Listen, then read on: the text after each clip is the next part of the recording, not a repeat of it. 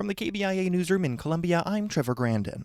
A bill making its way through the Missouri legislature could change the way students use technology in schools.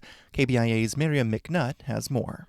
The bill intends to alleviate concerns about over-reliance on screens by requiring school districts to evaluate their classroom technology use.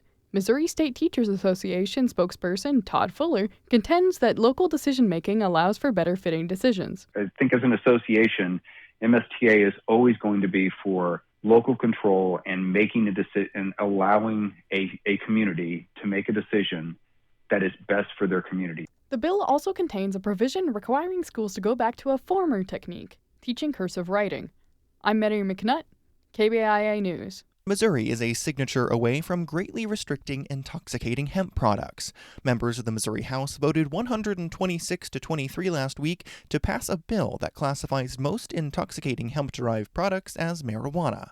Republican Representative Dave Hinman of O'Fallon is the sponsor of the bill. He spoke on one of the changes the Senate made, which was to push the effective date back. There was some confusion on whether or not the entire bill takes effect on November 12, 2026, so that was put in there that this entire bill does take effect as of November 12, 26. With that change, the bill would match the date of the upcoming federal ban on intoxicating hemp products.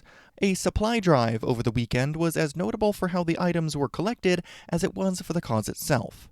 As KBIA's Drew Lanio reports, the goal of the drive was not to drive. The No Drive Supply Drive, put on by Local Motion and City of Refuge, urged volunteers to walk, bike, or use the bus to collect items for City of Refuge's clients. City of Refuge Basic Needs Program Manager Sarah Justice says many refugees in the area don't have cars to get around. Featuring a way to access resources on foot, on bike, and using the bus line is a great way to show how people who live in this community are able to access these resources. Over 35 people from the community came together to help both of these organizations provide these resources. I'm Drew Lanio, KBIA News. And foreign nationals from 50 countries will be subject to a deposit fee when visiting Kansas City for the World Cup this summer. U.S. Department of State spokesperson Minion Houston told KCUR's Up to Date their Visa Bond program is meant to ensure tourists from those countries return home when the games are over. Can be upwards to $15,000. This is essentially a security fee for us in layman's term. 2 African countries on the list have World Cup games scheduled in Kansas City so far, Algeria and Tunisia.